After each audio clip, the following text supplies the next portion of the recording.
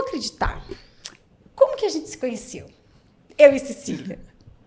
Cecília e eu começamos a conversar pelo Instagram. Foi pelo Instagram. Foi pelo Instagram. Por causa da Maridu, viu, dona Maridu? Maria Eduarda Mairink.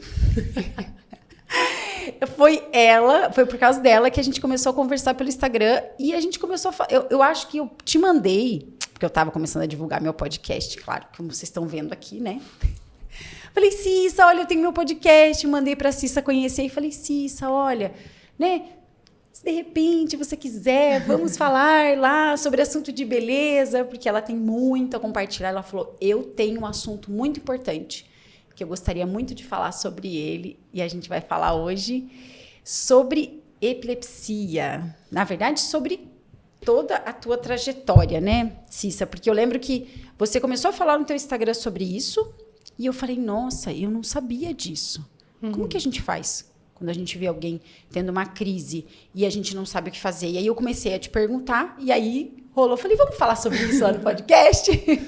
Lembrando assim, que eu vou falar sobre a ótica do paciente, né? Porque eu não sou médica, eu não tenho conhecimento muito técnico sobre o assunto, mas eu tenho mais de 30 anos de Imagina, viveu vivência. isso, exatamente. Na verdade, quando as pessoas... Eu acho que o mais importante é... Quantos por cento da população hoje sofre desse problema? 1% da população mundial tem epilepsia, o que é um número enorme. Mas nem toda pessoa que tem epilepsia tem convulsão necessariamente. Às vezes pode ser só uma ausência, pode ser uma tontura, pode ser diversos outros sintomas. Mais leves. Mas o mais comum é a convulsão. E tem gente que tem, sei lá, 15, 20 crises por dia. E é para essas pessoas que os tratamentos mais diferentões, digamos assim... que eu gostaria até de poder fazer, mas não é para o meu caso, graças a Deus, porque eu não tenho esse tanto de crise, são indicados, que é a dieta cetogênica, ela é tratamento para esse público, para esses pacientes, e também o polêmico canabidiol. Que bastante gente está falando agora, inclusive eu até falei para você, acho que... Amiga, você já ouviu falar do cara? Porque eu já vi o Bruno Barizo, meu médico, falando no Instagram dele sobre isso.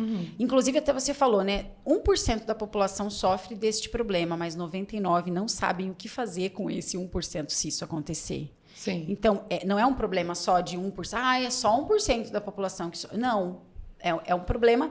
O que a gente faz quando isso acontece, né? Porque que é uma das coisas que eu lembro que eu comentei com você, que eu levei um susto a primeira vez que aconteceu comigo. Que foi até na época eu era cabeleireira, atendia, e a minha cliente nunca tinha falado, ela não falou para mim, olha, eu sofro deste problema, se acontecer você faça isso. E eu nunca tinha vivenciado aquilo. E eu lembro que eu estava secando o cabelo dela já no final... Né? E ela estava numa fase muito estressante da vida dela. Ela estava fazendo mudança, ela estava sofrendo com divórcio, ela estava se divorciando.